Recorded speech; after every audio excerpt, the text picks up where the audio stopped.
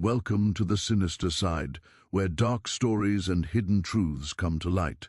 Before we begin, tell us in the comments which country you're watching from and what time of day it is for you. Now, let's uncover the Sinister side. Don't forget to subscribe and hit the bell so you never miss a chilling story. 1822, Scotland. The rain had been falling since morning, the kind of slow, stubborn rain that didn't splash so much as cling to cobblestone, to wool coats, to the edges of people's moods. Edinburgh looked rinsed of colour. Even the street lamps in the old town seemed tired, their flames tucked low behind fogged glass, like eyes that didn't want to witness too much. Inside the Sheriff Court Records office, the air smelled of ink, dust, and damp paper that had outlived its makers. The building held silence the way a church held hymns, carefully, reverently, with a warning that too much noise would bring disapproval. Ewan McCrae sat at his usual desk beneath a high window that never fully brightened. He was 23 and already carried himself like someone older, shoulders held tight, jaw set, hair cut neat not from vanity but from habit, the kind of habit built by years of learning that disorder invited punishment. His work was simple in description and endless in practice, copy names, dates, and testimonies from official bundles into ledgers that would be stored for decades. He wrote other people's troubles into permanence. He made grief and theft and violence into clean lines of ink, as if neat handwriting could make the world behave. He had just dipped his pen when a shadow passed over his desk. He looked up, expecting Mr. Dalrymple, the senior clerk, to hover and correct his spacing. No one stood there. Yet something lay on the wood, perfectly aligned with the edge of his blotter, a folded sheet of paper, pale and dry, as if it had never been touched by Edinburgh's wet day. Ewan frowned. In a room like this, things didn't appear. Everything came by stamp, by signature, by chain of custody. Even gossip arrived with a knock. He picked up the paper. It was heavier than it looked, thick rag stock like a parish certificate. There was no seal, no wax, no crest, nothing to mark it official, no address written on the outside, no smudge of handling. A note like that should have been impossible. He glanced around. Across the room, other clerks bent over their work, scratching pens in a steady rhythm. Their faces were lowered. No one watched him. Near the door, the supervisor's chair sat empty. Mr. Dalrymple had gone out to argue with someone about missing files and would return in a mood sharp enough to cut parchment. Ewan unfolded the paper slowly, careful not to tear it. Only one line had been written, but the ink looked unusually dark, as if it had been pressed into the fibers. If you ever lived at Blackwell, come before the month dies, bring a lamp.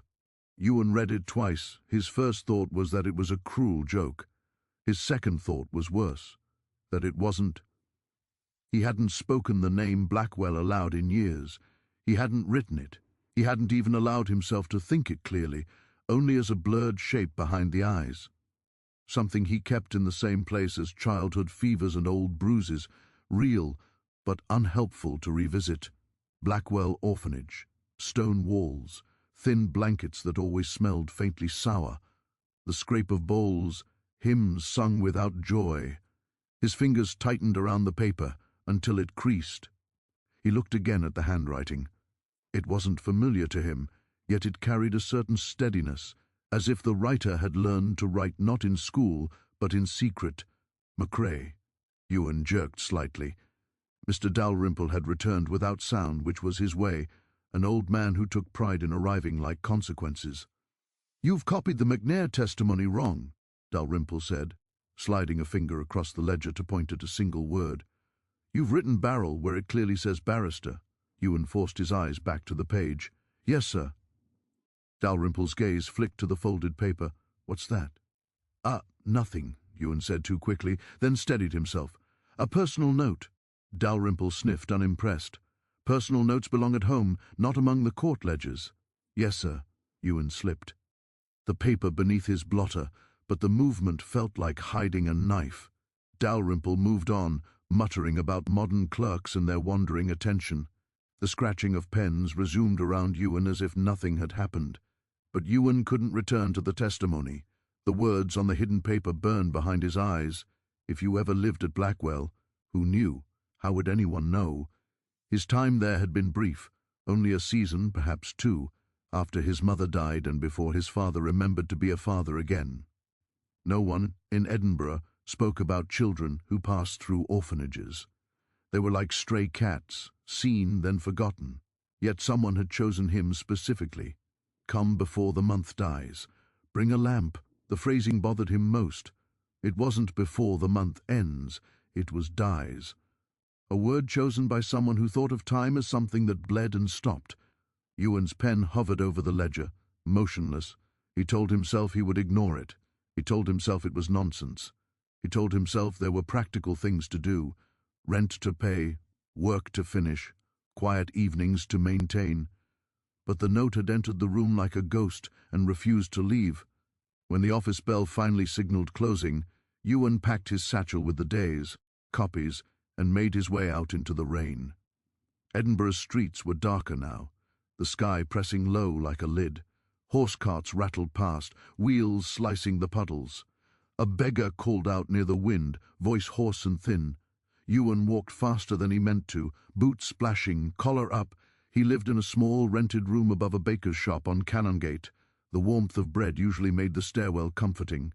Tonight the smell turned his stomach. He climbed to his room, locked the door, and set the satchel down. Only then did he pull the note out again and lay it flat on his table beside the candle. Under the candlelight, the ink looked almost black-red, as if it held more than pigment. He read it again. Then, because he had learned long ago that fear grew in vagueness, he decided to find facts. The records office had rules. But Ewan had keys. He waited until full dark, then returned to the building through the side entrance that clerks used. The guard on duty was new and liked Ewan, because Ewan never made trouble. Ewan nodded, said he'd forgotten a bundle, and the guard waved him through without suspicion. Inside, the office was empty and echoing. The lamps along the corridors were dimmer at night, their light stretched thin. Ewan's footsteps sounded too loud. He went to the archive room and took out the iron key he kept for official purposes, though this was not one of them. The lock turned with a reluctant groan. The archive smelled older than the rest of the building, mildew and leather and the faint metallic scent of rusted clips. Shelves rose to the ceiling, full of volumes that recorded the lives of people no one remembered anymore. Ewan moved quickly, selecting the kinds of records that might mention Blackwell, parish charity lists, orphan admissions, inspector reports. He didn't know exactly what he was looking for. He only knew the note had pulled something loose. He found a parish register that included children removed to institutions. Blackwell appeared as a neat line item in several years, treated like a shipping destination. He flipped through names. Most entries had outcomes: apprenticed, returned to family, deceased, sent to service.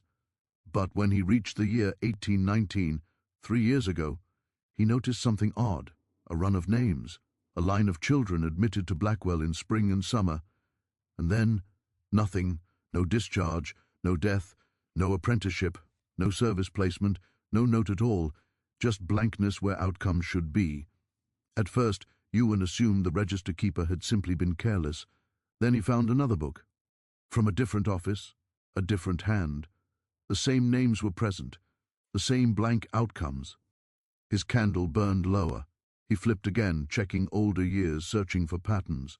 The blankness repeated, not everywhere, not for all children, but for a specific set. Ewan counted them with the point of his pen, marking each silent end. 1, 2, 3. He stopped when he reached 10 because the number was already wrong enough. He kept going. 20. He swallowed. 29. 29 children admitted to Blackwell across a span of years, recorded in multiple registers, and then, like a cut rope, their official histories ended. Not dead, not alive, not placed, not returned, just gone from paper. Ewan sat back, staring at the tally mark he'd made in pencil. Paper didn't forget like people did. Paper was supposed to be cruelly loyal. If names stopped appearing, it meant either the system failed or someone made it fail. His hand trembled, and he steadied it against the desk. If those children had died, there would be burial records. If they'd been apprenticed, there would be contracts. If they'd been moved, there would be transfers. But there was no trail. only an intake, and then silence.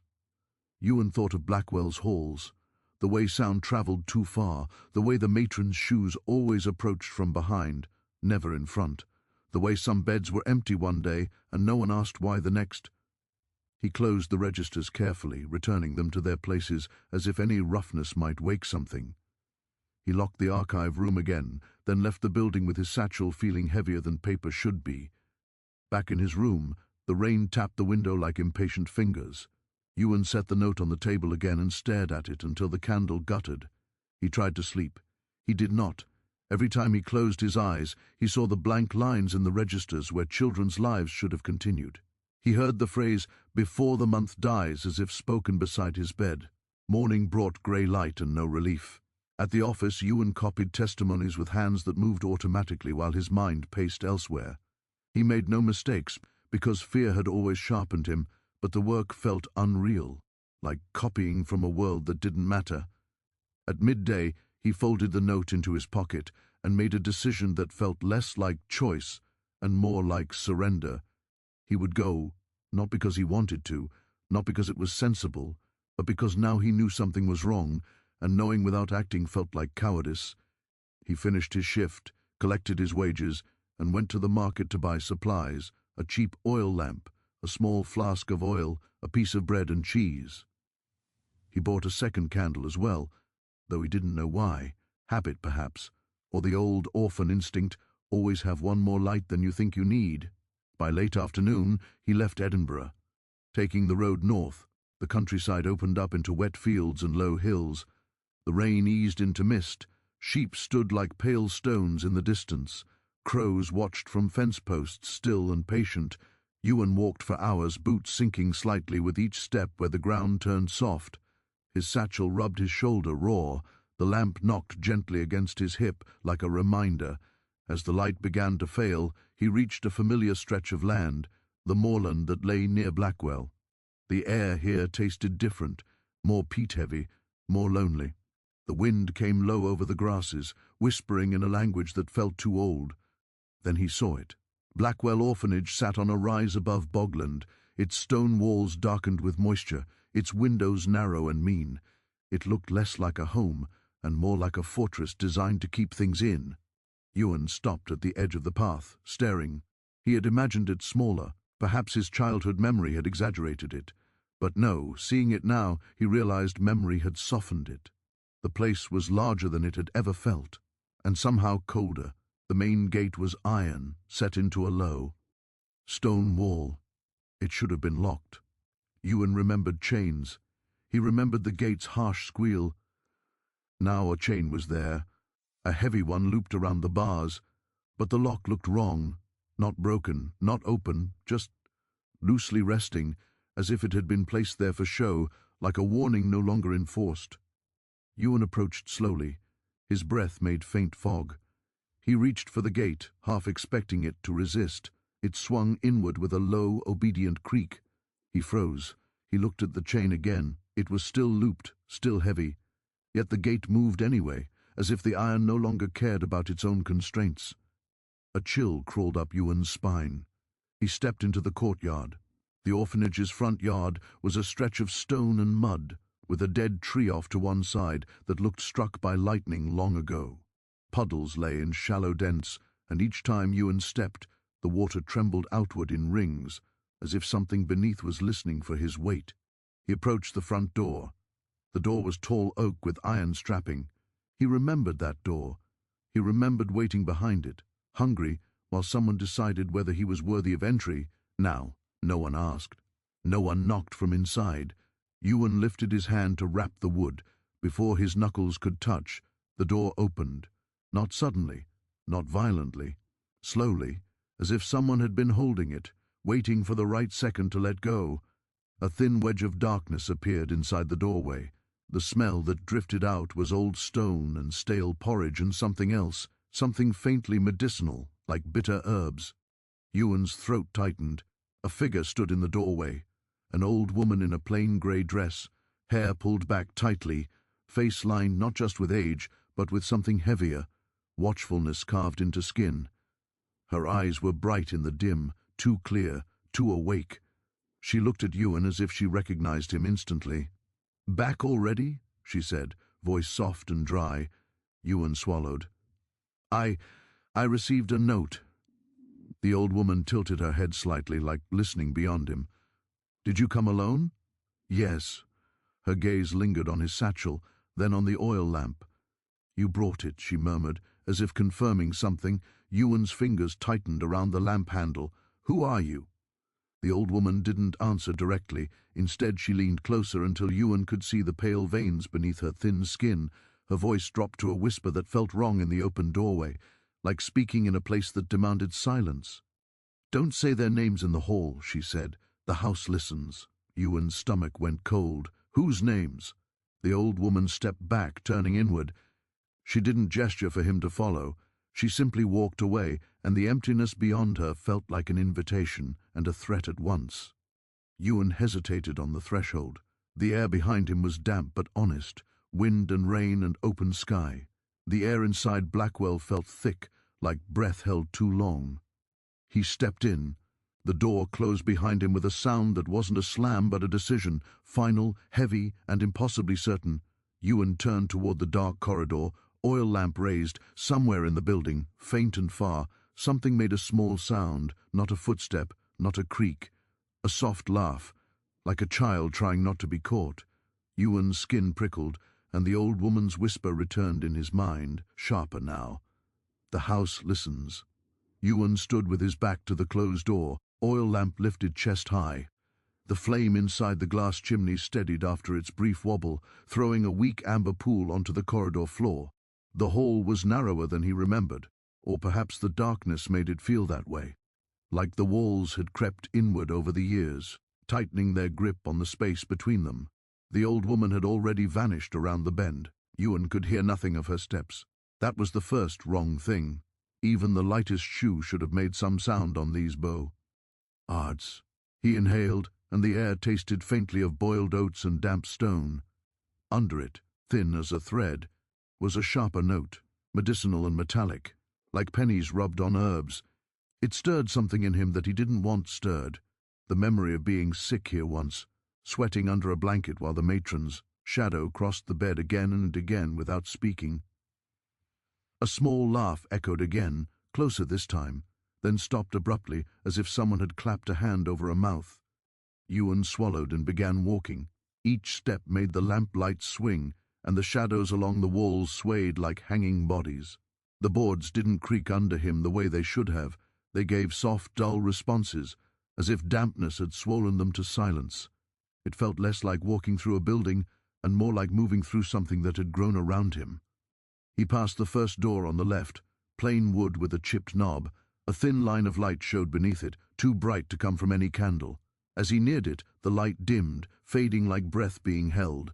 Ewan paused, listening. Nothing. He moved on, telling himself it was only his lamp shifting. Farther down, the corridor opened into the main hall, where the ceiling rose higher and the air grew colder. His lamp made only a small circle in the wide space. The rest of the hall stayed black, swallowing detail. He remembered this place. A coat rack, a cross above it, a long runner rug, worn threadbare in the center. The rug was still there, but now it looked darker, almost wet, as if it had been dragged through mud. He stepped onto it and felt a faint give beneath his boot, like stepping onto something that wasn't quite fabric. He lifted the lamp closer. For a moment he thought he saw footprints, small wet marks pressed into the rug, toes splayed slightly, as if the child had been barefoot and cold. The prints were arranged in a line that led deeper into the building. His stomach tightened. He bent slightly, holding the lamp low to catch the shape of them. The marks faded, not dried, not smeared, simply vanished, as if the rug had swallowed them the way the hall swallowed light. Ewan straightened quickly, heart beating too hard for a man simply standing in a corridor. He forced himself to continue, following the direction the old woman had gone. His lamp flame hissed softly, as if annoyed. The old woman appeared again at the far end of the hall, not moving, just standing beside a doorway. She was positioned perfectly in the lamp's weak reach, her face half lit, half lost. "You came," she said, oilcloth, and set it on the table with a dull thud.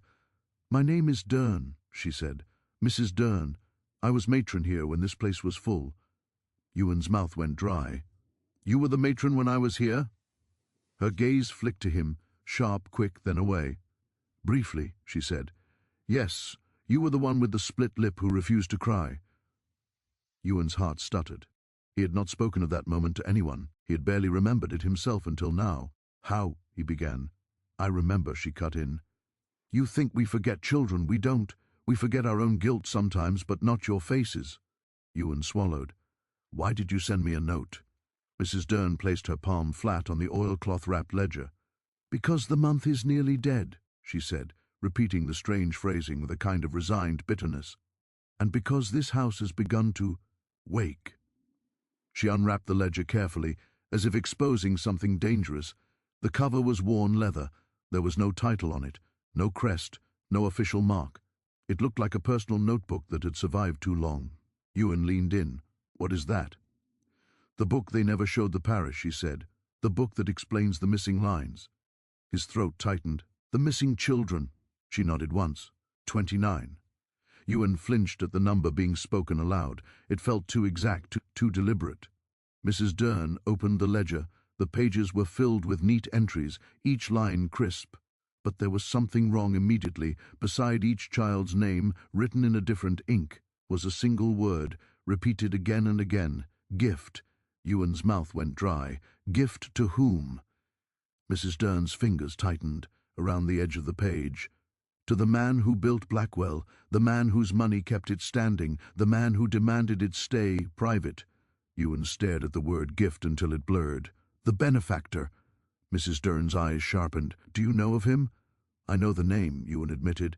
"People said Blackwell was well-funded and strict. They never spoke of the man himself." "They wouldn't," she said. "It was safer not to." Ewan forced himself to breathe. "Where did the children go?" Mrs. Dern didn't answer. Instead, she closed the ledger, wrapped it again, and shoved it back into the drawer as if it had burned her. Then she moved toward the door and listened, head tilted. "Do you hear that?" she whispered. Ewan held his breath. At first he heard nothing but the lamp flame's hiss and his own pulse. Then, very faintly, came a sound from the hall, a soft scuff like bare skin on wood. Another scuff, then a pause. Ewan's skin prickled. "Footsteps," he said. Mrs. Dern's gaze snapped to him. "No," she whispered, "not footsteps. It's remembering." Ewan didn't understand, and before he could ask, she grabbed his arm and pulled him behind the sideboard, forcing him to crouch. "Stay low," she hissed. "Do not speak. Do not say any name. Do not—" The dining hall door creaked. Ewan watched from behind the sideboard's leg as the door swung inward by a few inches, then stopped, as if someone had opened it just enough to listen. The hallway beyond was dark, no lantern light, no shape. But the air inside the dining hall changed. It grew colder, the way air changes before a storm breaks. The lamp flame leaned toward the open crack, stretching as if drawn. A child's voice floated in through the gap, soft and near, wrong in the way it knew too much. "Mrs. Dern?" Ewan's stomach lurched. Mrs. Dern's grip on his arm tightened to pain. The voice continued, almost sweet. "Are you hiding again?" Ewan's mouth went dry. He had heard voices in this building as a child when no one was there. He had told himself it was imagination. He had never dared ask anyone. Mrs. Dern's lips barely moved. "Don't answer," she mouthed. The voice shifted, becoming more familiar, and Ewan felt his blood go cold. "Ewan?" He almost rose. The sound, so gentle, so precise, carried him back. In an instant, to a narrow bed, and a girl with straw-pale hair slipping him crusts, when the matron wasn't looking. Mary. His chest tightened. His mind screamed at him that it couldn't be her, that it was impossible, that Mary would be grown now if she lived, and dead if she didn't, and in neither case would she be whispering through a crack in a door in the dark. But his body didn't care about logic. His body cared about longing. He leaned forward despite himself, eyes fixed on the door crack. Lamplight trembled on his knuckles. Mrs. Dern clamped a hand over his mouth with sudden ferocity. The voice at the door became coaxing, almost pleading. "Ewan, I'm hurt. I'm in the infirmary. Bring the lamp." The lamp flame flared slightly, as if it liked being summoned. Ewan's mind split into two parts, one screaming no, the other whispering, "What if?" Mrs. Dern's whisper was harsh in his ear. "That isn't Mary. That's what the house makes when it wants you softened." The voice stopped being sweet. The words came slower, flatter, with something hungry underneath. "Bring the lamp." The door opened wider. Darkness spilled in like water. Ewan's heart hammered. He could see the edge of the hallway now, but still no shape. Yet he felt a presence like pressure against skin, like standing close to a wall in the dark and knowing something is on the other side. The lamp flame bent toward it again, pulled as if by a draught that wasn't air. Mrs. Dern's breathing was shallow. "Count," she mouthed, "to 10. If it doesn't enter, we move." Ewan counted silently while Mrs. Dern held him down. 1, 2, 3. The darkness at the door seemed to thicken. The shadow line beneath the door stretched farther into the room. Ewan thought he saw something like wetness glimmer on the floor, small marks appearing one by one as if invisible feet were stepping inside. 4, 5, 6. The marks advanced, not splashing, not making sound, just appearing, deliberate, patient. 7, 8. Mrs. Dern's fingers dug into his shoulder. 9. A faint giggle came from the darkness, close now, too close. 10. Mrs. Dern moved like someone who had rehearsed fear for years. She shoved Ewan sideways, both of them sliding along the wall toward a narrow door at the back of the dining hall. The giggle stopped. The lamp flame flared violently, then dipped, as if struggling. Mrs. Dern opened the narrow door without sound and pushed Ewan through into a service corridor. The air here was even colder, and it smelled of wet coal. They slipped into the corridor and shut the door behind them. For a moment, nothing happened. Then, from the dining hall door came a soft click, like a latch being tried. Then another. Mrs. Dern leaned close to Ewan, eyes fierce. "Do you understand now?" she whispered. "The house listens, it repeats, it lures." Ewan's voice came out hoarse. "What is that thing?" "It's not one thing," she said. "It's what's left when you make children disappear without ending their story." Ewan's stomach turned. "You mean they're still here?" Mrs. Dern didn't answer directly. She turned and moved down the service corridor. Ewan followed, lamp held low. The narrow passage led them past storage rooms and a stairwell that descended into the kitchen area. They emerged into a smaller hallway. Mrs. Dern stopped by a door with a brass plate, tarnished but readable, "Infirmary." Ewan stared at it. The voice had said infirmary. His pulse jumped. Mrs. Dern's expression tightened. "It always chooses that word," she murmured, "because it knows it works." She reached into her dress and pulled out a key on a string around her neck. The key looked old, the metal worn smooth where fingers had rubbed it. Ewan watched her hand tremble slightly as she inserted it into the lock. "You kept the key," he said.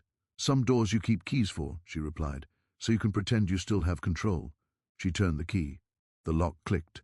The infi. A merry door opened. Inside, 3 iron beds lined one wall, blankets folded too neatly. A cabinet stood in the corner with jars and cloths. The air smelled strongly of spirits and herbs, and beneath it was that metallic note again, blood remembered by wood. Ewan's lamplight fell on the far wall where a canvas hung, half torn, like someone had tried to cover something quickly. Mrs. Dern walked straight to the canvas and gripped it with both hands. Ewan's throat tightened. "What is behind that?" Mrs. Dern's eyes met his. "Where they went," she said. She yanked the canvas down. Behind it was a section of brick wall, except the bricks were arranged oddly, the mortar lines uneven like hurried work. The surface looked solid, but it didn't belong. It was a mask. Mrs. Dern pressed her palm against it. A hollow thunk answered. Ewan felt his stomach drop. "A hidden passage." Mrs. Dern nodded. "The mercy way," she said bitterly. "They called it mercy because it sounded better than theft." Ewan stepped closer, lamp held up. The light revealed scratches in the mortar lines, thin, frantic, child-made. Letters formed unevenly, as if carved with a nail or a broken spoon. Ewan leaned in until his breath fogged the brick. The message was partially worn, but readable enough. "We are not dead. We are kept below." Ewan's hands began to shake so violently the lamplight jumped on the wall. "Below," he whispered. "Below the orphanage." Mrs. Dern's face looked like stone that had learned to regret. "Below the ground," she said. "Below the rules. Below anything decent." Ewan swallowed hard. Why are you telling me this now? Why not years ago? Mrs. Dern's jaw clenched. Because I tried to run once, she said, and the house brought me back. Ewan stared at her. How? She looked away. It reminded me of what I'd done, and it reminded me it still held the children. Guilt is a leash. Blackwell knows how to pull it. Ewan's mind raced. Then why send for me? Why me? Mrs. Dern's eyes slid to his lamp. Because you survived, she said. Because you left before you were marked. Because you still carry a piece of this place in you, but you're not chained to it like I am. A sound came from behind them. A bed creaked. Ewan turned sharply. The third bed at the end of the row, empty a moment ago, now looked as if something pressed down on the mattress. The blanket lay smooth, but the shape beneath it was unmistakable. Small shoulders, a head, knees drawn up. Ewan's blood went cold. No, he whispered. The blanket rose once, slowly, like breathing. Then again Ewan's lamp flame trembled, bending toward the bed. Mrs. Dern stiffened. Don't, she hissed, grabbing Ewan's sleeve. Don't look too long. But Ewan couldn't stop. His eyes were locked on the shape, on the steady rise and fall. If it was real, if a child was there, then every instinct in him screamed to help. A thin voice came from under the blanket, muffled but clear, as if the cloth was only a polite barrier. Open the wall, Mrs. Dern, the voice whispered. It's time. Mrs. Dern's face drained of color. She looked at Ewan as if begging him to understand without words. Ewan's throat worked, but his voice wouldn't come. He could only stare at the bed, at the blanket that kept breathing. The voice spoke again, softer now, almost familiar. And bring the lamp. Behind the infirmary door in the hallway outside, something scraped slowly along the floor, like bare feet dragging, approaching. Mrs. Dern's grip tightened. We can't stay here, she whispered. If it gathers enough, it will open the way on its own. Ewan forced himself to move, turning back to the brick wall. You can open it, he asked, voice shaking. Mrs. Dern nodded once, but her eyes were full of dread. Yes, she said, and once it's open, we may not be the ones who decide what comes out. The scraping in the hall grew closer. Ewan lifted the lamp higher, flame flaring as if excited, as if it had been waiting for this moment since the note first appeared on his desk. Mrs. Dern reached toward the bricks, fingers hovering as if touching a wound. Then open it, Ewan whispered. Mrs. Dern's eyes flicked to the bed one last time. The blanket rose and fell, patient and certain. She pressed her palm to the bricks. From somewhere deep inside the wall, something clicked, quiet, mechanical. Like a lock answering a command it remembered too well. And the scratching in the hallway stopped, right outside the infirmary door, as if whoever, or whatever, was there had paused to listen. In the sudden silence, Ewan realized something with sick clarity. The house wasn't merely listening to names, it was listening to choices, and it had just heard his. The click echoed through the infirmary wall, like a swallowed sound, not loud enough to alert, not soft enough to be imagined away. The brickwork beneath Mrs. Dern's palm shifted, only a fraction at first, then settled again, as if testing whether it was truly being asked to move after so many years of pretending to be solid. The scraping outside the infirmary door did not resume. Ewan felt the silence stretch, thin and taut, like skin pulled too far.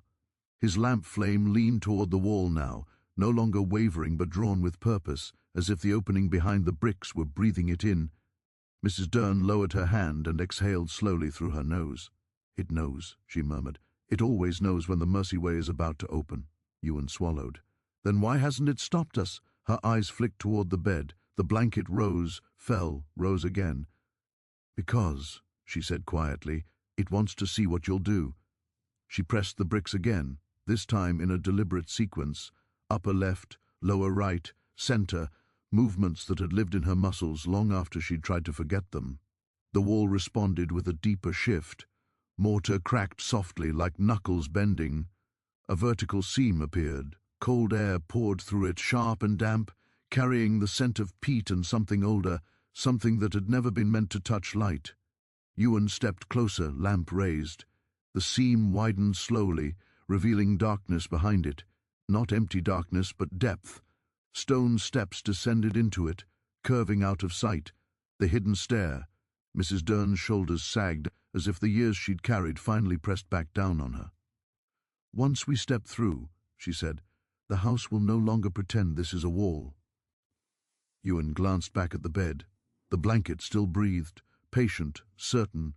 The infirmary door creaked softly, not opening, just settling, as if someone, or something, had leaned against it from the other side. Ewan's pulse hammered. "We have to go now." Mrs. Dern nodded once. "Take the lamp, I'll follow." He stepped into the opening. The first step was slick with moisture. The stone felt colder than the air above, leaching warmth through his boot soles. The lamplight barely touched the walls, revealing stone worn smooth by hands and feet that had no right to be here.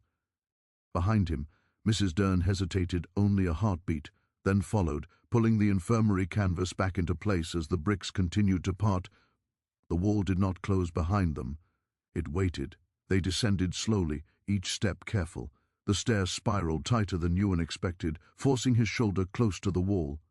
Water dripped somewhere below, steady and patient, counting time in a language the house understood.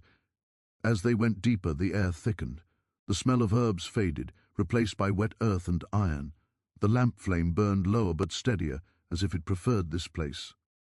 Ewan noticed markings along the wall, scratches at first, then lines carved with purpose, tally marks, dozens of them, some grouped in sets, some broken off mid-count, some crossed out violently, as if whoever had carved them had lost control. He slowed, lamp held closer. Between the tallies were words, etched U. Nevinley. He comes on Thursday. Don't drink the milk. The red room lies. Ewan's throat tightened. They were trying to warn someone. Mrs. Dern's voice came from behind him, hollow. They were trying to warn each other. The stair opened into a tunnel supported by old timber beams. The wood was dark with age, swollen from moisture, but still strong. Water pooled in shallow channels along the floor. Ewan stepped off the last stair and nearly slipped. He caught himself and froze. The tunnel floor was arranged, not neatly, not decoratively, but deliberately. Small objects lay in rows on flat stones placed just above the damp ground, buttons of different colors. Hair ribbons faded to near white, a wooden horse with one leg missing, a cracked slate pencil, a tiny shoe, 29 groupings. Ewan's stomach lurched. "These are their things," Mrs. Dern nodded. "What they couldn't carry through." "Through where?" She didn't answer, her gaze fixed farther down the tunnel where darkness bent around a corner. Ewan felt it then, a presence, not close enough to touch, but close enough to feel like pressure behind the eyes. He raised the lamp instinctively. The flame did not flicker. From around the bend came a sound that did not belong to water or wood. Tap, a pause, tap, the sound of a cane striking stone. Mrs. Dern stiffened. "He's early," she whispered. Ewan's heart dropped. Who? But he already knew. They moved back into the shadow of a support beam as the sound grew closer. Ewan lowered the lamp slightly, though the flame seemed reluctant to dim, casting long shadows that twisted along the tunnel walls. Light appeared first, a bright lantern beam, cleaner and stronger than Ewan's own. Then a silhouette stepped into view. The man walked with unhurried confidence, cane tapping in a steady rhythm. His coat was long and well-tailored, dark fabric untouched by the damp. Gloves covered his hands. At his throat, something silver caught the lantern light briefly. He stopped near the rows of children's belongings and knelt, setting his lantern on the ground. Ewan's breath caught. The man lifted a faded ribbon between gloved fingers, touching it with a care that made Ewan's skin crawl. "Order," the man murmured, almost to himself. "They always respond better to order." Mrs. Dern's whisper barely reached Ewan's ear. "Do not move, do not speak." The man rose and turned slightly, as if listening. Ewan felt the weight of that attention slide over the darkness where they hid. "Mrs. Dern," the man said pleasantly, "you've been restless." She did not answer. He smiled, though Ewan could not yet see his face clearly. "And you've brought company," he added. "That's new." Ewan's grip tightened on the lamp. The flame flared, traitorous. The man turned fully toward them. Lantern light revealed his face, and Ewan felt recognition strike like cold water. He had seen this face before, not in flesh but in oil and canvas, In a portrait upstairs, faded and cracked, the features worn by years of neglect. Here the face was intact, older than Ewan, but not old. Lines at the eyes, silver at the temples, skin unmarked by hardship. A face preserved by means that had nothing to do with kindness. "Ewan McCrae," the man said, voice warm. "You grew taller." Ewan's mouth went dry. "You know me." "Of course," the man replied. "I know all my investments." Mrs. Dern hissed, "You have no right." The man's smile widened slightly. "On the contrary," he said, "I have every right. This place exists because of me." Ewan swallowed. "You're the benefactor." The man inclined his head. "Blackwell," he said. "Mr. Blackwell, if you prefer formality." Ewan's pulse pounded in his ears. "Where are the children?" Blackwell gestured with his cane toward the tunnel behind him. "Here, there, above, below." He chuckled softly. "They've been very busy." Ewan felt anger cut through his fear. "They disappeared." Blackwell's eyes glinted. "No, they were collected." Mrs. Dern stepped forward despite herself. "You promised they would be sent away, apprenticed, placed." Blackwell sighed as if disappointed by a misunderstanding. "And they were," he said, "placed exactly where they were needed." Ewan's voice shook. "For what?" Blackwell looked at the lamp in Ewan's hand, interest sharpening. "For continuance." He took a step closer, lantern light clashing with Ewan's flame. "Time," Blackwell said softly, "is a resource like any other. Children have so much of it, and they rarely use it well. I merely redirected it." Ewan felt sick. "You stole their lives." Blackwell shook his head. "I preserved them," he corrected, "and in doing so, preserved something far more valuable." He tapped his cane once against the stone floor. From the darkness behind Ewan, a sound answered, not scraping, not giggling, breathing. Ewan turned slowly. Children stood in the tunnel behind them, thin shapes, barefoot, pale. Their eyes reflected the lantern light like glass. They did not blink. Mrs. Dern's breath hitched. "They follow you now," she whispered to Blackwell. "Of course they do," Blackwell said.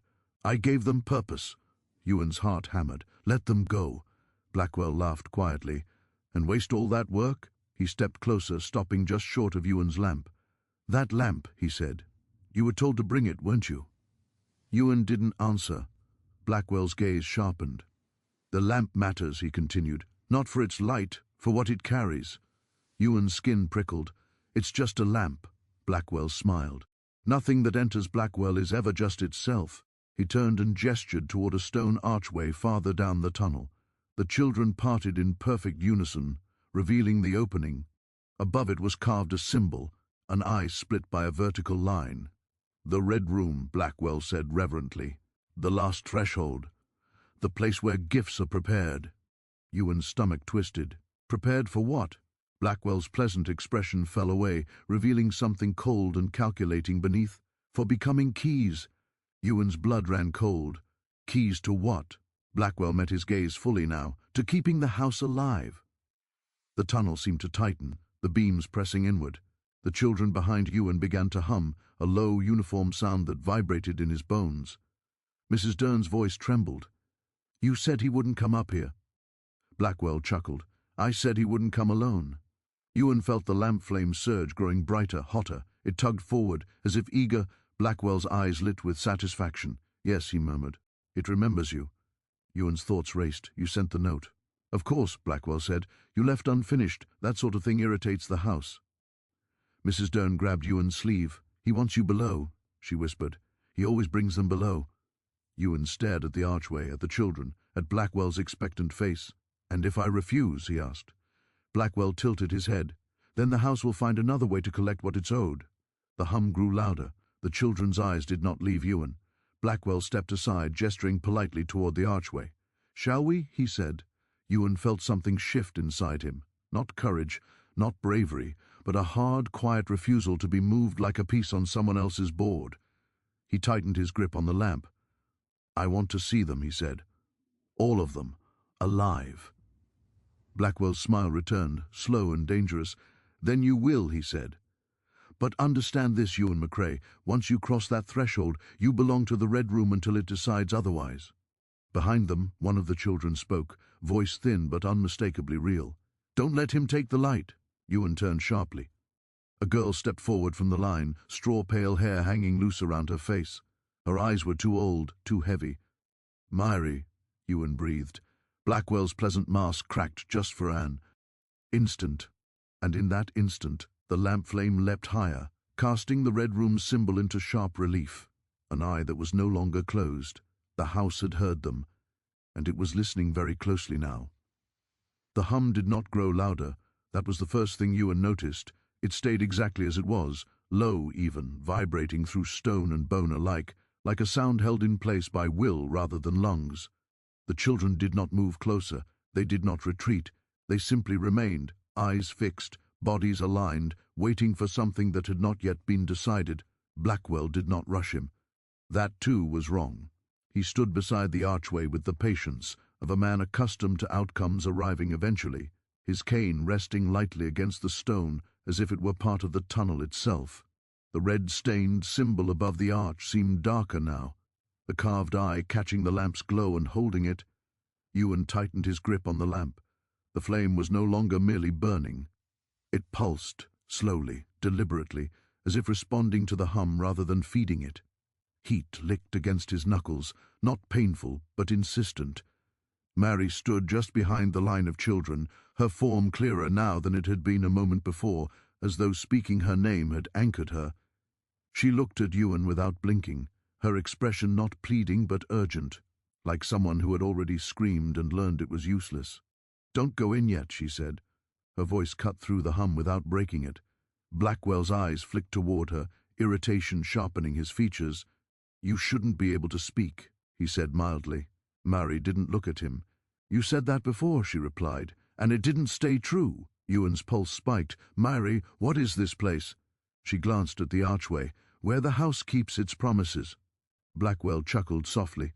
"Listen to her," he said. "She's learned so much." Ewan turned on him. "What is the Red Room?" Blackwell tilted his head, considering. "A workshop," he said at last. "A threshold, a ledger written in flesh instead of ink." Ewan felt his stomach churn. "You turn children into tools." Blackwell raised a finger. "I refine them. Tools are crude. These are instruments." Mrs. Dern shifted behind Ewan, her breath uneven. "You told me it would end," she said hoarsely. "You said once the count was reached." "I said nothing about ending," Blackwell interrupted, his voice sharpening. "I said the house would stabilize." He tapped his cane once. The hum deepened, not louder but fuller, like a chord completing itself. "The house was starving," Blackwell continued. "Old stone, old rules, old belief. You cannot build a place like this and expect it to survive on prayer alone." Ewan felt a sudden pressure behind his eyes, a sense of weight pushing inward, like memory forced too close. "You fed it children," he said. Blackwell met his gaze. "I fed it time." Mary stepped forward, breaking the perfect line of the children. They did not follow her movement, but their eyes tracked it. "You took what we would have been," she said. "Not what we were." Blackwell smiled thinly. "Potential is the most renewable resource there is." Ewan shook his head. "You're lying." Blackwell raised an eyebrow. "Am I?" He gestured with his cane toward the archway. "Come, see for yourself. The Red Room does not lie." Mary flinched at the words. Ewan noticed. "You said the Red Room lies," he said, remembering the carving on the wall above. "They wrote it themselves." Blackwell's smile faltered just slightly. "Children write many things when frightened." Mary's voice cut through again, firmer now. "It lies about choice."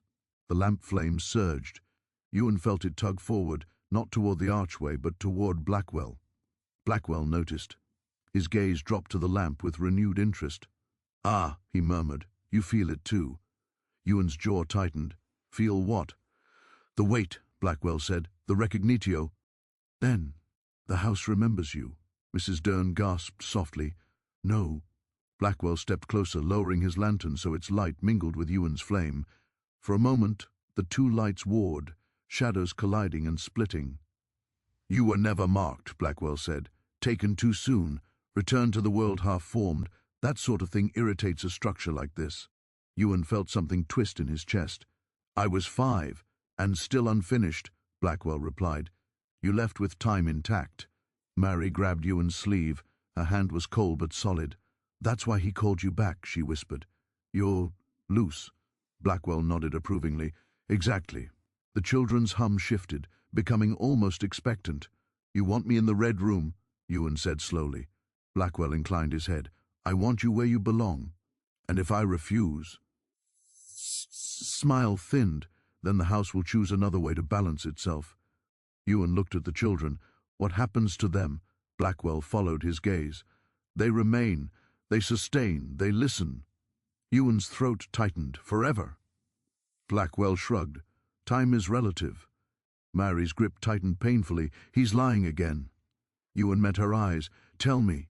She took a breath as if steadying herself. The Red Room doesn't make keys, she said. It makes doors. Blackwell laughed softly. Semantics. Mary shook her head. Doors that only open one way. The lamp flame flared brighter, responding to her words. Ewan felt heat climb his arm, not burning but alive, crawling beneath skin. Blackwell's eyes widened a fraction. Careful, he warned. You're stirring it. Good, Ewan said, surprising himself with the steadiness of his voice. Blackwell's expression hardened. You think this place answers to you? I think it answers to memory, Ewan said, and you've been erasing the wrong parts. The hum wavered for the first time, a note slipping out of alignment. The children stirred, not stepping forward but shifting like a held breath finally released. Blackwell snapped his cane against the stone. Enough, he said sharply. We are past debate. He reached out, not toward Ewan, but toward the lamp. Ewan recoiled instinctively, pulling it back. The flame surged in response, bursting higher, flooding the tunnel with light. The shadows recoiled. Blackwell hissed, hands snapping back as if burned. You shouldn't be able to do that. Ewan stared at the flame, heart pounding. I'm not doing anything. Mary shook her head. Yes, you are. You're remembering. The tunnel shook, just a tremor, but enough to send dust drifting from the beams. Mrs. Dern cried out softly. The house. It's listening, Ewan finished. Blackwell's composure cracked. You do not control it, he snapped. I built this place. You funded it, Ewan said. That's not the same. The hum fractured into overlapping tones, no longer perfectly aligned. One of the children, small, dark-haired, stepped out of line. Then another. Blackwell turned sharply. Stay where you are. They did not obey. Mary's eyes filled with something like hope. They can hear you, she whispered to Ewan. Ewan lifted the lamp higher. The flame cast long light down the tunnel. Touching each child in turn, he saw fear there, confusion, but also something else, recognition. You're not gifts, he said, voice echoing strangely. You're not keys, you're not tools. Blackwell laughed harshly. Pretty words. They're children, Ewan said, and you took their time. The lamp flared again, heat rippling outward. Blackwell staggered back a step. That's enough, he snapped. You don't know what you're breaking. Ewan met his gaze. Then tell me. For the first time, Blackwell hesitated. The silence stretched. Then he spoke more quietly. The house doesn't survive on belief alone, he said. It needs continuity. It needs something to anchor it to the world as it changes. You anchored it to suffering, Ewan said. Blackwell's jaw tightened. I anchored it to certainty. Mary shook her head. You anchored it to fear. The tunnel trembled again, stronger this time. A crack ran along the stone near the archway, red dust sifting down. Blackwell's eyes widened. Stop this, he said, voice sharp with real alarm now. You don't understand what happens if the balance fails. Ewan felt the lamp grow heavier, as if filling with something denser than oil. What happens? He asked. Blackwell swallowed. The house collapses inward. Ewan glanced at the children. And them? Blackwell's silence was answer enough. Mary's voice shook. He never planned for us to leave. Ewan's chest tightened. Then we changed the plan. Blackwell snarled. You cannot rewrite the house. Ewan lifted the lamp higher, flame roaring now, casting the Red Room symbol into harsh relief. Maybe not, he said, but I can stop feeding it. The hum shattered into discord. The children cried out, not in pain but in shock, as if waking from a long sleep. The archway pulsed, red light flaring and dimming. Blackwell lunged forward. No! Ewan felt the lamp pull again, not toward the archway, but downward, into the stone beneath his feet. Mary cried out, Ewan, don't! The floor beneath him cracked. Just a hairline fracture at first, then another. The house groaned. Blackwell stumbled back, eyes wild. You're tearing it open. Good, Ewan said, heart hammering. The crack widened, red light bleeding up through it like a wound. The archway shuddered, stone grinding against stone. The Red Room was opening itself, not to receive, but to release. And somewhere deep below something answered, not with a hum, but with a sound like breath finally being let go. The breath rose through the crack like a tide, slow and immense, carrying with it a chill that had nothing to do with cold. It smelled of damp stone, old iron, and something sharper, like the air inside a room that had been sealed too long, and then opened all at once. The lamp in Ewan's hand flared in response, the flame stretching upward until it brushed the glass chimney, whispering as if it recognized what was escaping. The children cried out again, not in unison now, their voices overlapping in confusion and fear. The hum that had bound them unraveled into individual sounds, breaths, sobs, whispers, human noises that did not belong to a machine of stone and ritual. Blackwell staggered back another step, cane scraping loudly against the tunnel floor. The confident rhythm he'd carried moments before was gone. His lantern swung wildly, casting broken shadows that crawled along the walls. "Stop," he said, the word cracking at the edges. "You have no idea what you're inviting." Ewan's boots shifted as the floor trembled beneath him. The fracture widened another finger's breadth, red light seeping through like blood finding a path. He felt the lamp grow heavier, as if the flame inside were drawing something up through his arm, filling it. "Then tell me," Ewan said again, his voice steadier than he felt. "Tell me what this place really is." Blackwell's jaw clenched. For a heartbeat he looked older, tired in a way no preserved face could hide. "This house was built on a fault," he said tightly. "Not stone, time. It sits where things slip." Mrs. Dern gasped softly behind Ewan. "The bog," she whispered. "The old stories." Blackwell shot her a sharp look. "Superstition dressed as folklore," he snapped. Then his gaze returned to Ewan. "But there are places where years pool instead of passing cleanly, where moments stack and rot. Blackwell was one of them." Mary took a step closer to Ewan, her eyes fixed on the widening crack. "You found it," she said quietly, "and you fed it." Blackwell shook his head. "I stabilized it. Without intervention, it would have consumed itself, and everything built atop it." "And the children?" Ewan asked. Blackwell hesitated, then spoke through clenched teeth. "They air conduits, anchors.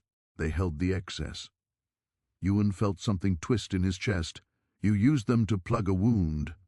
Blackwell's eyes flashed. "I gave them purpose." Mary's voice cut in sharp.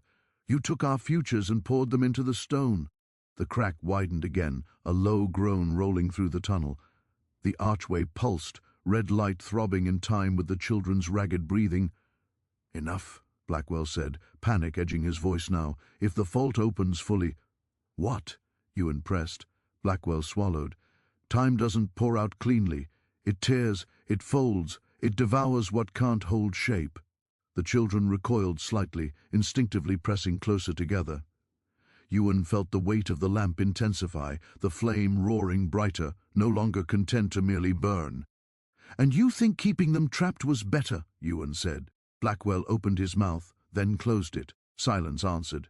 Mary shook her head slowly. "He never planned for release," she said. "Only maintenance." The tunnel shuddered violently, dust raining from the beams. One of the timbers creaked, protesting. Mrs. Dern cried out, "The house is failing!" Blackwell snapped his cane against the stone again, desperation replacing command. "You don't understand," he said to Ewan. "If the anchors break, the house collapses into the fault. Everything here, gone." Ewan's gaze flicked to the children. "And if nothing changes, they stay." The lamp flared, heat washing over his hand. The flame no longer looked like fire alone. It carried a faint red tint now, threads of light swirling within it like ink in water. Mary's eyes widened. "It's drawing from them," she whispered. "From what he took." Ewan swallowed. "Can I give it back?" Blackwell's eyes snapped to the lamp. "No," he barked. "You'll overload it." "Or free them," Ewan shot back. The crack spread, branching like veins through the stone.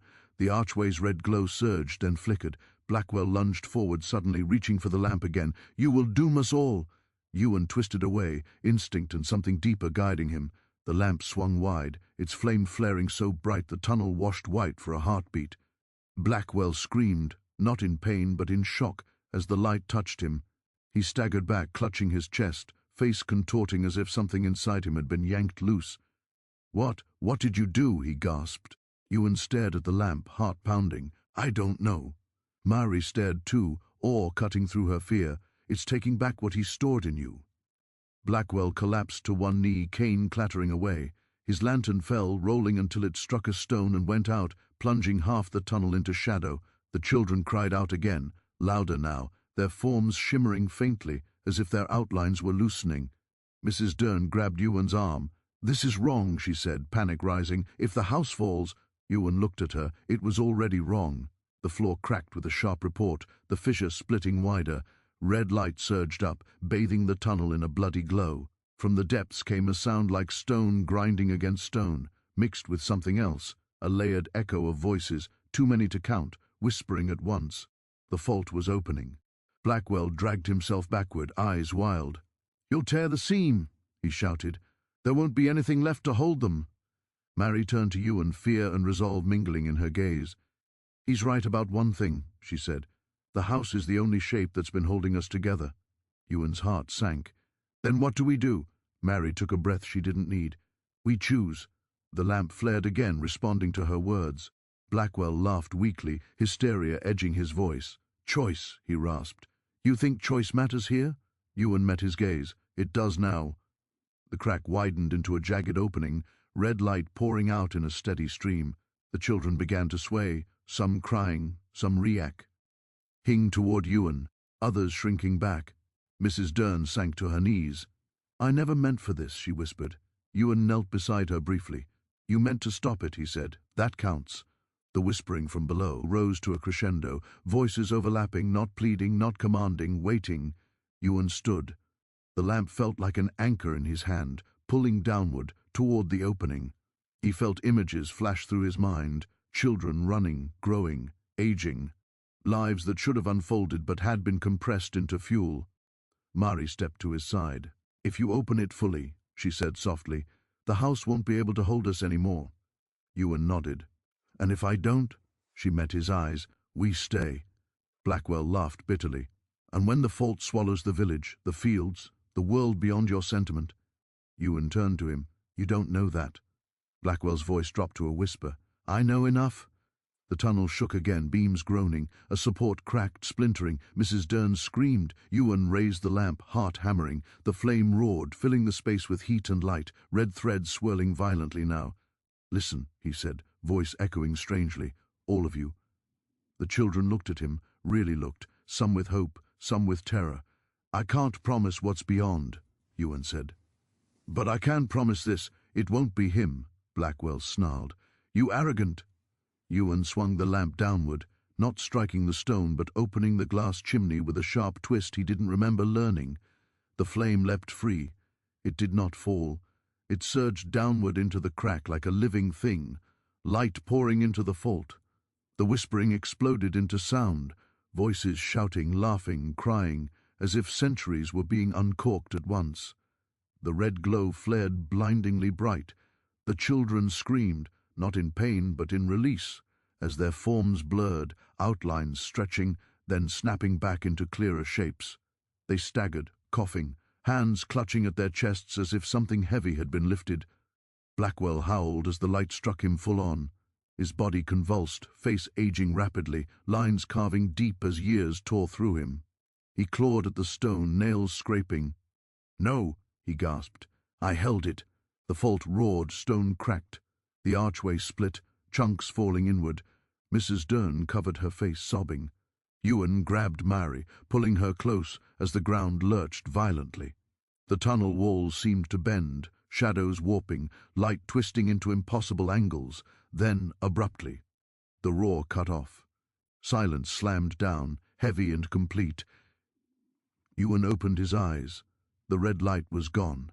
The crack had sealed, not neatly but brutally, stone fused and warped as if melted and forced back together. The archway was shattered, rubble blocking the passage where the red room had been. Dust hung thick in the air. The lamp flame, now free of its glass, hovered for a heartbeat longer, then collapsed inward, winking out. Darkness fell. For a moment no one spoke. Then a cough broke the silence. Another. The sound of breathing, ragged, human, real. Felt Mari shift in his arms. She pulled back, blinking, confused. "Ewan," she whispered. Her voice sounded younger, lighter. He held her face gently, heart pounding. "I'm here." Around them, children stirred, some crying openly now, others staring at their hands, their feet, the world as if seeing it for the first time. Mrs. Dern sobbed openly. "They're alive," Ewan finished. A groan sounded from the rubble, Blackwell's voice, thin, weak, aged beyond recognition. "You've destroyed everything." Ewan turned. Blackwell lay half-buried under fallen stone, his face ravaged by years that had finally claimed their due. His eyes burned with hatred and fear. Ewan approached slowly. "No," he said. "I ended it." Blackwell laughed weakly. "You think this is the end?" he rasped. "The fault remains. You've only changed who feeds it." Ewan shook his head. "We'll see." Another tremor rippled through the tunnel, smaller this time, like an aftershock. Mari clutched Ewan's arm. "The house," she whispered. "It's quiet." Ewan listened. For the first time since stepping inside Blackwell, there was no hum, no whisper, no sense of being watched, only the distant drip of water. The house was listening no longer, or perhaps it had finally gone deaf. The quiet did not feel peaceful. It sat on the tunnel like a weight, heavy and unfamiliar, as if the place itself were holding its breath, uncertain whether it had permission to exhale again. The drip of water echoed too loudly now, each drop a sharp reminder that sound had returned, where there had once been a constant hum. Ewan remained still, one arm wrapped protectively around Mary, his other hand empty where the lamp had been. The absence felt strange, like missing a limb he hadn't known he relied on. Blackwell shifted weakly under the rubble, stones scraping as he tried and failed to push himself upright. His breath rattled in his chest, wet and uneven. The man who had commanded the tunnel moments ago now looked small, folded in on himself by time that had finally been allowed to move again. "You think silence means safety," Blackwell rasped. "That's how it tricks you." Ewan turned toward him slowly. "You don't get to explain anything anymore." Blackwell laughed, a thin, broken sound. "Explain? I'm the only one who ever did." Mary tightened her grip on Ewan's sleeve. Her eyes never left Blackwell. "He's still trying," she whispered. "He always tries." Mrs. Dern rose shakily from her knees, her face streaked with dust and tears. She looked around the tunnel as if seeing it for the first time, not as a mechanism, not as a prison, but as a place where people had suffered. "The children," she said softly. "We have to get them out. Now." Ewan nodded. He looked at the cluster of children around them, some clinging to each other, some sitting stunned on the damp ground, all of them breathing, shivering, real. "Can you walk?" he asked gently. A few nodded. Few shook their heads. One small boy pressed his palms to his ears, as if afraid the hum might return. "It's gone," Ewan said quietly, crouching to their level. "It's not listening anymore." The words felt dangerous, like tempting fate. But the tunnel did not respond. No vibration, no whisper. Mrs. Dern moved among them, touching shoulders, murmuring reassurance. Her hands trembled, but her voice was steady now, as if a role she'd abandoned years ago had returned in a different shape. "We go back the way we came," she said. "The Mercy Way should still be open." Blackwell coughed again, blood flecking his lips. "It won't be," he whispered. "The house seals what it can't control." Ewan watched him carefully. "You don't sound certain." Blackwell's eyes flicked away. "Nothing is certain now." A low groan rolled through the stone, not violent but deep, like a structure settling after strain. Dust sifted from the beams again, but the tunnel held. Mari leaned close to Ewan. "He's afraid," she said, almost wonderingly. "I've never seen that." Ewan rose slowly. "Good." They began to move. Mrs. Dern led, guiding the children carefully over damp stone and around fallen debris. Ewan stayed near the back with Mary, watching Blackwell out of the corner of his eye. "You can't leave me here," Blackwell called weakly. "You don't know what I've been holding back." Ewan stopped. He turned fully to face him. "You told me the house needed feeding," Ewan said. "You told me it would collapse without anchors." Blackwell swallowed. "Yes. And now?" Blackwell hesitated. The pause was answer enough. Ewan exhaled slowly. "You don't know what happens next." Blackwell's voice dropped to a whisper. "I know it won't forgive you." Ewan shook his head. "I'm not asking for forgiveness." Another tremor passed through the tunnel, lighter than before, somewhere far above. Stone shifted. Mrs. Dern looked back sharply. "We don't have time." Ewan nodded and turned away from Blackwell. They reached the base of the hidden stair. The opening in the wall still yawned above them, bricks warped and uneven, the canvas hanging loose like a torn bandage. Cold air flowed down, carrying the faint scent of the infirmary, spirits and herbs and something cleaner now, less tainted. Mrs. Dern climbed first, moving slowly but steadily, helping children up one by one. Ewan followed, lifting those too weak to climb on their own. Mari stayed close, her hand always finding his sleeve. As Ewan climbed, he felt a strange pressure ease inside his chest, like something long coiled had finally been allowed to loosen. The stair no longer felt hostile. It was simply stone. Halfway up, a sound echoed from below, a sharp crack. Ewan froze. "Keep moving!" Mrs. Dern called down urgently. Another crack followed, louder this time, and a section of the tunnel ceiling collapsed where they had been moments before, stone slamming into stone with a deafening roar. Blackwell's scream cut off abruptly. Dust surged upward, choking the stairwell. Ewan coughed, pulling Mari close as they pushed upward. The stair shuddered, but held. They burst through the opening into the infirmary just as the wall behind them groaned and shifted. Mrs. Dern slammed the bricks back into place with frantic strength, pressing until they locked with a final decisive click. Silence followed. Not the heavy, watchful silence from before, but the ordinary kind, broken only by coughing and sobbing and the distant creak of an old building settling. The infirmary looked smaller now, more ordinary. The beds were empty. The air, though still sharp with spirits, no longer carried that metallic undertone. Ewan looked at the bed where the breathing shape had been. Nothing. Mary stared at it too, then let out a shaky laugh that turned into tears. "It's gone," she said. "I don't feel it anymore." Mrs. Dern sank onto one of the beds, covering her face with her hands. "I should never have let him." "You didn't do this alone," Ewan said gently, "and you're stopping it now." Another tremor rippled through the building, lighter than before. Like a sigh, Ewan moved to the infirmary door and cracked it open. The corridor beyond was empty. No footprints, no shadows stretching where they shouldn't. Just a long, dim hall with worn boards and faded portraits staring blankly ahead.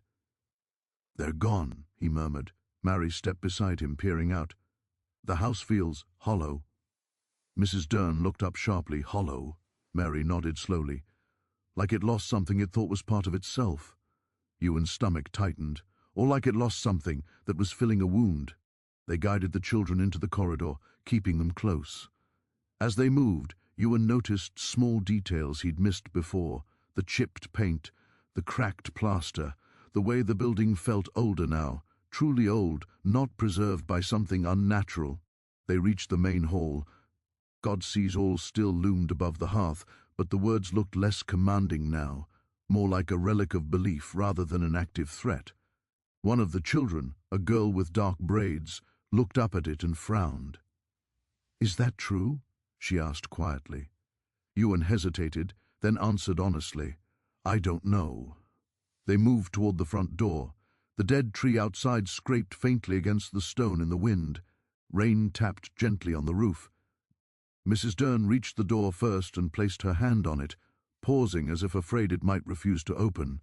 She pulled. The door opened easily. Cool night air rushed in, clean and sharp. Moonlight spilled across the threshold, silver and real. The children blinked, shielding their eyes. Ewan stepped outside, drawing in a breath that tasted like rain and grass and freedom. For the first time since arriving, the air did not feel heavy. Behind him, the children spy. Led into the courtyard, some laughing shakily, some crying openly, some simply staring at the sky as if it were a miracle they had forgotten existed. Mary stepped out beside him, her face lifted to the moon. "It's big," she whispered. Ewan smiled faintly. It always was. A sound came from behind them, a deep, settling groan from within the orphanage. Stone shifted. A crack ran along the front wall, then stopped. Mrs. Dern turned pale. "It's still standing." Ewan watched the building carefully, for now. The ground beneath their feet trembled once more, then stilled. The house did not collapse. It did not chase them. It simply stood, silent and wounded. Ewan turned to Mrs. Dern. "We need help, doctors, officials, people who will write things down." Her mouth tightened. "And if they don't believe us?" Ewan looked at the children. "They'll have to." Mary tugged his sleeve. "Ewan, something's wrong." He looked down at her. "What?" She pressed her hand to her chest, frowning. "I feel thinner, like part of me stayed behind." Ewan's heart sank. Mary, before he could finish, another tremor rippled through the ground, stronger than before. The orphanage shuddered, a long crack running up its side. The children cried out. Mrs. Dern grabbed the doorframe. "It's collapsing!" Ewan pulled Mary close. "Move away!" They backed into the courtyard as stone cracked and mortar crumbled. The front wall sagged, then held, just barely. Dust poured from the windows. Then the shaking stopped. The building remained standing, broken but intact. Silence fell again. Ewan's heart pounded. "That wasn't normal." Mary nodded slowly. "The house is trying to hold itself together." Mrs. Dern whispered, "Without him." Ewan stared at the cracked stone. "Without the anchors." A thought chilled him. If the house had been fed by stolen time, what happens to all that time now? He asked quietly. Mary looked at him, eyes wide with dawning fear. "It has to go somewhere." As if in answer, a distant sound drifted across the moor, a low, patient tapping, far away, but unmistakable. Tap, tap. Ewan's blood ran cold. Mary clutched his arm. "That's not the house," she whispered. The tapping came again, closer this time, echoing faintly through the night. Tap, tap. Ewan turned slowly toward the dark expanse of bogland beyond the courtyard. Something out there was listening now, and it had learned how to walk. The tapping did not hurry. That was what unsettled Ewan most. It came again at the same measured pace, neither closer nor farther, as if whatever produced it had all the time in the world and intended to use every second. Tap, tap.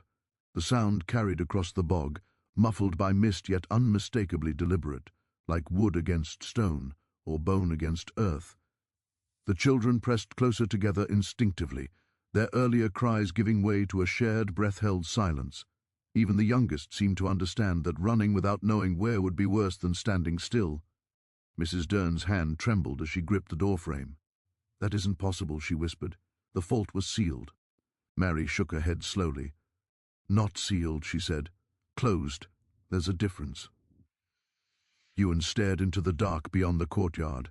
The bog stretched outward in low, uneven swells, patches of water catching moonlight like scattered eyes. The tapping came from somewhere within it, hidden by reeds and mist, but moving. "What is it?" one of the children whispered. Ewan didn't answer immediately.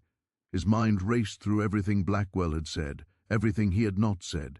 "The house doesn't forgive," Blackwell had warned. Ewan swallowed. "It's what was underneath," he said finally. "What the house was sitting on." The tapping paused. For a heartbeat, the moor was utterly still. Then the sound resumed, closer now. Tap. The ground beneath Ewan's boots vibrated faintly, not like an earthquake, but like pressure. Shifting far below, Mary tightened her grip on his arm. "It followed the time," she said softly. "When you released it, it needed somewhere else to settle." Mrs. Dern's face drained of color. "The village," she whispered. "God help us." "No," Ewan said, sharper than he meant to. "Not if we move first." The tapping changed rhythm slightly, still slow but more curious now, as if testing distance. Tap, pause, tap. Ewan felt a pull in his chest, the same sensation the lamp had given him underground, weaker now but unmistakable. "It recognizes you," Mary said quietly. Ewan nodded grimly. "Because I opened the door." A ripple moved through the mist, not a shape yet, but distortion, like air bending around something solid that refused to show itself fully. One of the children sobbed softly. Mrs. Dern turned to Ewan. "We can't fight it," she said. "We barely escaped the house." Ewan's jaw tightened. "We don't fight it," he said. "We lead it." She stared at him. "Where?" "Back to where it belongs," Ewan said, "or far enough away that it can't root itself again." Mary's eyes widened. "You mean the bog?" Ewan nodded. "It's already tied to it. That's where the fault began." The tapping stopped again. The silence stretched. Then, from the mist, a shape began to emerge. Not fully, not yet. The outline was wrong. Too tall, too narrow, like a man stretched by distance. Where its feet should have been, the ground darkened and sank slightly, water seeping up as if pressed by weight. The tapping resumed. Tap. A long limb lowered, ending in something that was not quite a hand, not quite a tool, hard to focus on, as if the eye slid off it when trying to understand. Mari inhaled sharply. It's learning shape. Ewan felt cold spread along his spine. Then we don't give it time. He stepped forward. Mrs. Dern grabbed his sleeve. You can't. I already did, Ewan said quietly, pulling free. The shape paused, its outline flickering. The tapping stopped. For a moment, nothing happened. Then the shape tilted, an approximation of a head turning. The air shifted, thickening, pressing against Ewan's chest. Mari cried out. Ewan, wait! He kept walking, boots crunching on gravel at the edge of the courtyard. The children whimpered behind him, but none followed. Listen to me, Ewan said aloud, his voice carrying oddly well across the bog. You don't belong here. The shape did not respond, but the ground trembled faintly. Ewan swallowed. You were held, fed, used. A ripple passed through the mist like a shiver.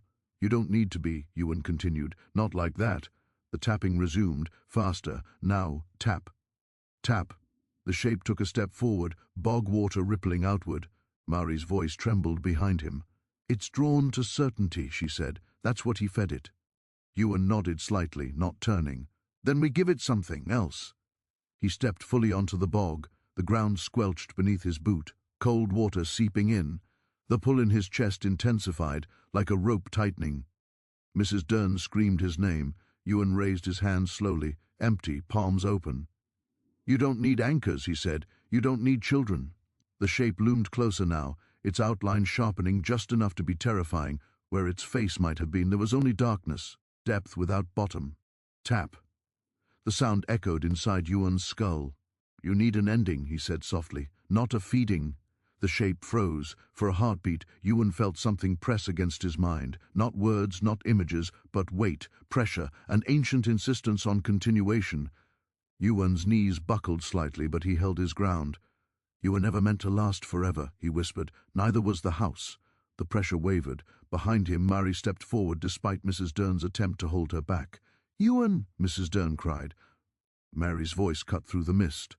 He's right, she said, her voice thin but clear. You don't need us anymore.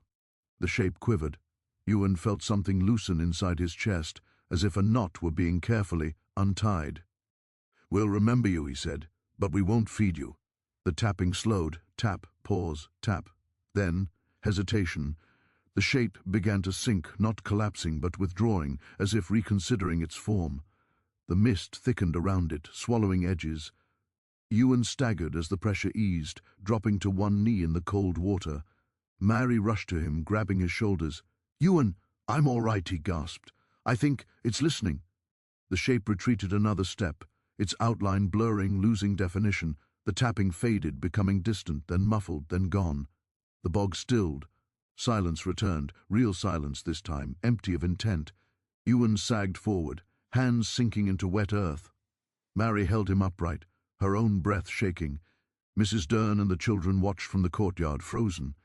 Slowly, carefully, Ewan pushed himself to his feet and turned back. It's gone, he said hoarsely, for now. Mari nodded, eyes shining with exhausted relief. It doesn't have a shape anymore.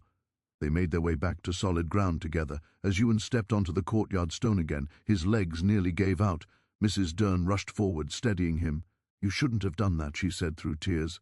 Ewan managed a tired smile. Someone had to. The children gathered around, whispering, touching his coat as if to reassure themselves he was real. The orphanage loomed behind them, cracked and wounded, but silent. For a long moment, no one spoke. Then one of the children, a small girl with tangled hair, looked up at Mrs. Dern. Where do we go now, she asked.